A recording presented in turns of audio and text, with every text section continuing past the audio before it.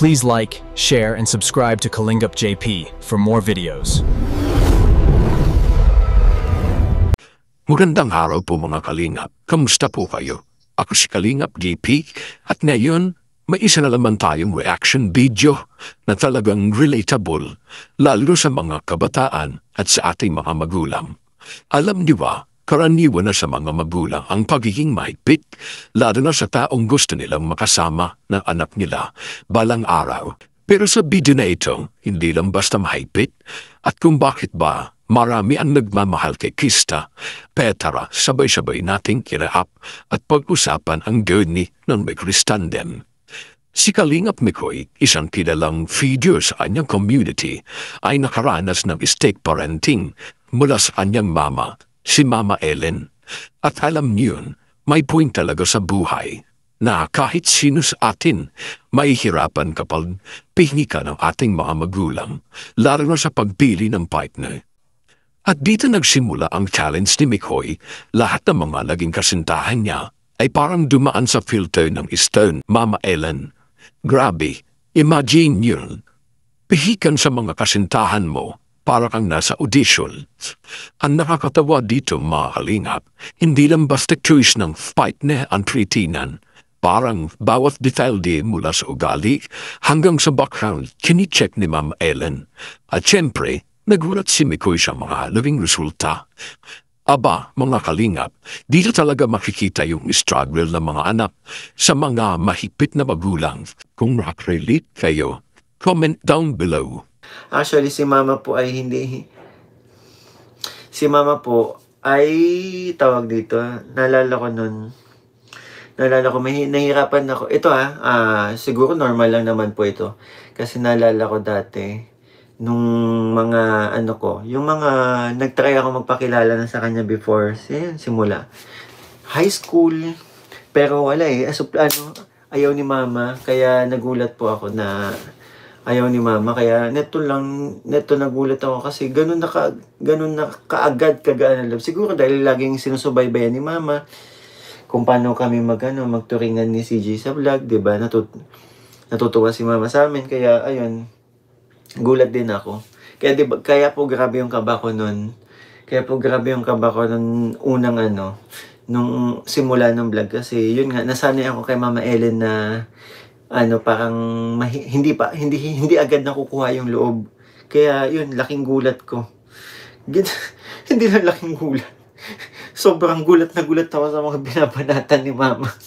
Sa mga sinasabi ni Mama Ellen. Pero alam nyo, naiintindihan ko si Mama Ellen. Lahat naman ng magulang gusto lang ng the best para sa anak nila, di ba? Pero minsan, grabe yung filter. Parang makakapasok sa standard.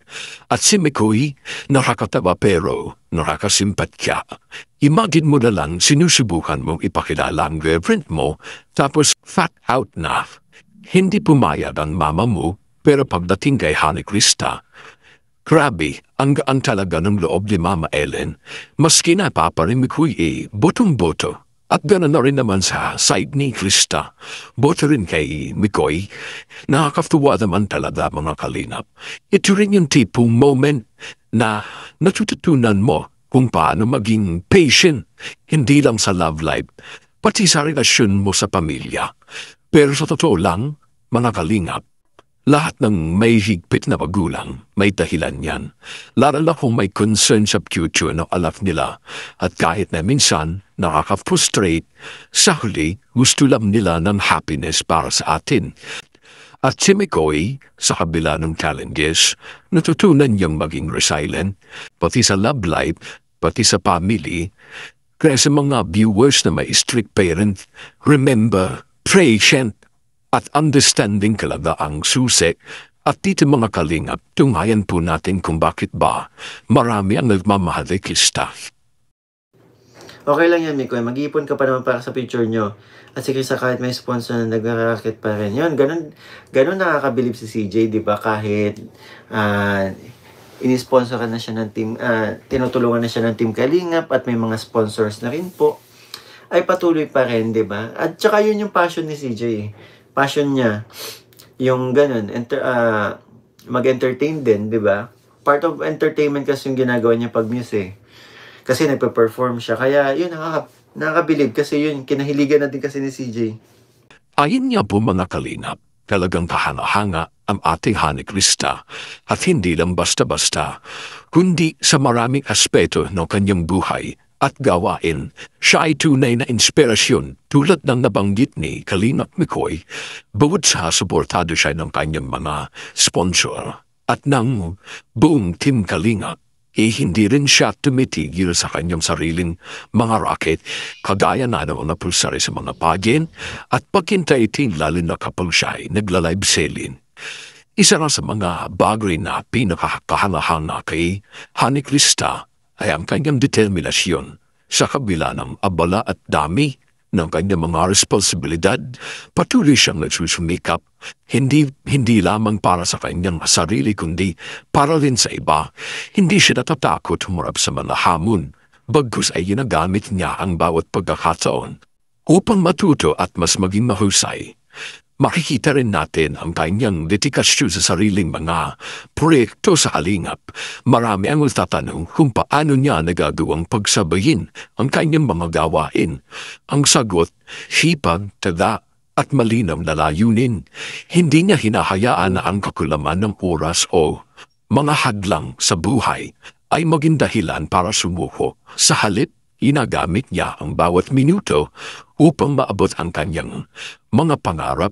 At sa ganitong paraan, siya rin ay nagiging halimbawa ng malasakit at responsibilidad. Bukod dito, isa rin siyang inspirasyon dahil ipinapakita niya na ang tagumpay ay hindi lamang nakabase sa swerte o pagkakataon. Ito ay bunga ng pagsusumikap, disiplina at pagiging bukas sa mga oportunidad. Si Hani Krista ay patunay na kapag may determinasyon, anumang layunin ay kaya maabot. Hindi lang siya nagbibigay ng inspirasyon sa mga kabataan ng Kalingap, kundi pati na rin sa lahat ng nakakita ng kanyang kwento na ang tagumpay ay hindi imposible at higit sa lahat ang pagiging mabuting tao ni Hani Krista ay hindi lang nakikita sa kanyang mga proyekto. Makikita rin ito sa kanyang pakitungo sa mga tao, sa kanyang pagiging mabait at pagkumbaba at labing handang tumulong. Sa mundo mayon, kung saan madalas ay nakatuon tayo sa sariling kapakanan, ang mga ganitong halimbawa ay tunay na nagbibigay liwanag at pag-asa. Kaya't kapag inisip natin ang tungkol sa dedikasyon, sipag at malasakit, sikat si Hani Krista ay isang malinaw na halimbawa. Ang kanyang kwento ay nagpapaalala sa atin na hindi sapat ang magkaroon lamang ng talento o oportunidad.